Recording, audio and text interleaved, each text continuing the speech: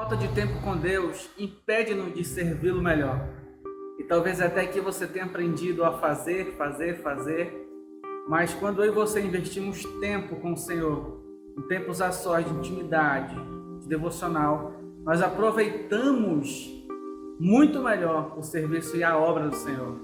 Acompanhe comigo esse princípio bíblico descrito em Eclesiastes 10:10.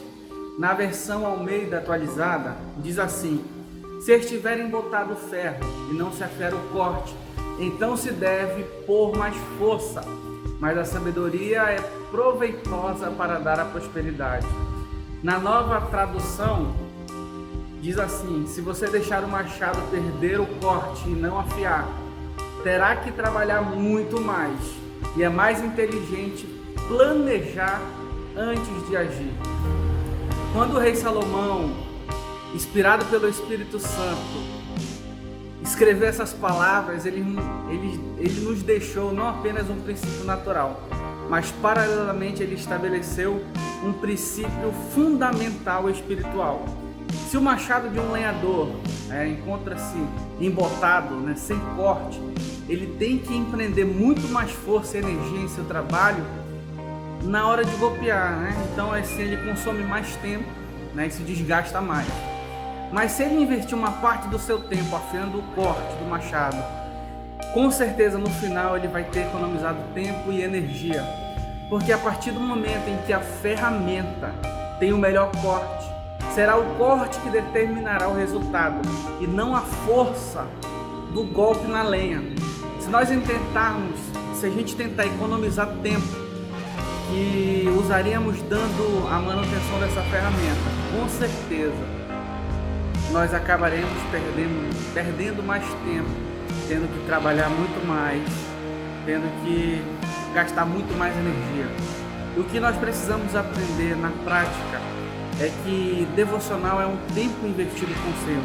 E se eu e você economizarmos tempo nessa prática diária, nós perdemos também muita energia, perdemos muita paz, direcionamento, perdemos direção.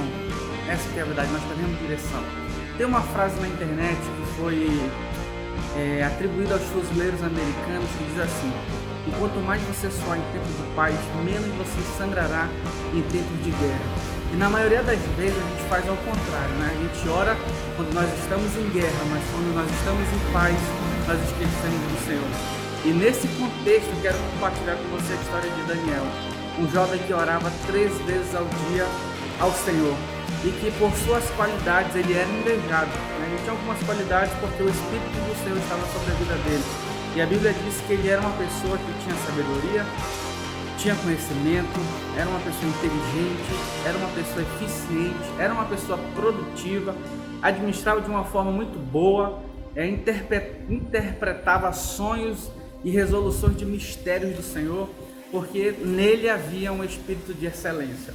Então os supervisores, os governadores da província da Pérsia ficaram com inveja da excelência do espírito que estava sobre a vida de Daniel e convenceram ao rei Dário que durante 30 dias não poderia se adorar a outros deuses senão ao próprio rei. Quando Daniel soube que esse decreto tinha sido publicado, você sabe o que ele fez? Ele foi para sua casa, entrou no seu quarto, que ficava no andar de cima, onde as janelas davam para Jerusalém, e então 3 vezes por dia ele se ajoelhava e orava, agradecendo a Deus, como era de costume ele fazer. Não foi pelo decreto que ele começou a orar, mas era um costume dele fazer isso. Então aqueles homens, eles saíram ao encontro de Daniel e viram que Daniel estava prostrado adorando a Deus. E essas pessoas, eles foram diretamente contar ao rei, e o rei naquele momento ficou triste, porque ele tinha que se cumprir a palavra que ele havia dito, ele não podia voltar atrás, era um costume dele, não podia voltar atrás. Então ele ficou triste porque ele tinha que mandar encarcerar Daniel e jogar Daniel na cova dos leões, e foi isso que ele fez. Porém, o rei disse a Daniel que o seu Deus, a quem você serve continuamente, o livre, a quem você serve continuamente. Então eles foram, jogaram Daniel na cova, taparam a cova com uma pedra E o rei selou com seu próprio anel e com os anéis dos nobres que estavam ali com ele, aquela porta para que aquela situação não se modificasse, alguém fosse lá e burlasse alguma coisa. E então ele voltou ao palácio.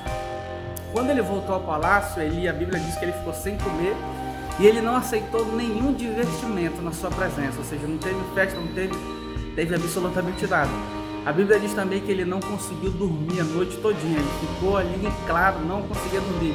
E logo que amanheceu, o rei Dário se levantou e correu, onde ele tinha guardado ali Daniel, jogado Daniel na cova. E quando ele se aproximou da cova, ele disse com uma voz aflita: Daniel, servo do Deus vivo, será que o seu Deus, a quem você serve continuamente, pode livrar dos leões? Então Daniel respondeu: ó rei, vive para sempre. O meu Deus enviou o seu anjo que fechou a boca dos leões, e eles não me fizeram nenhum mal, pois fui considerado inocente à vista de Deus. Olha que interessante, inocente à vista de Deus. E ele complementa: também contra ti não cometi mal algum, ó rei. Então o rei Dário se alegrou muito, e ordenou que tirassem Daniel da cova. Quando tiraram Daniel da cova, viram que não havia nele nenhum ferimento, pois ele tinha confiado em Deus, confiado no Deus de Israel, no Deus vivo. E por ordem do rei, os homens que tinham acusado Daniel foram atirados na cova, com as suas mulheres e com os seus filhos. E antes deles chegarem ao fundo daquele lugar, os leões o atacaram essas pessoas, essas famílias, e despedaçaram todos os seus ossos. Foi aí então que o rei Dário escreveu a todos os homens de todas as nações, povos e línguas um novo decreto. E esse decreto diz assim: paz e prosperidade. Estou editando um novo decreto para que nos domínios do império os homens temam e reverenciem o Deus de Daniel, pois ele é o Deus vivo e permanece para sempre. O seu reinado não será destruído, o seu domínio jamais acabará. Ele livra e salva, faz sinais e maravilhas nos céus e na terra. Ele livrou Daniel do poder dos leões. E a Bíblia diz que Daniel prosperou durante os reinados do rei Dário e do rei Ciro. E por fim, quero te dizer mais uma vez: se esse machado não estiver bem afiado, você vai gastar muito mais força. Mas a sabedoria, ela é proveitosa para dar prosperidade. Então invista tempo de relacionamento com o Senhor e gaste menos energia nas ações que o Senhor vai te direcionar. Paz e prosperidade. Até a próxima.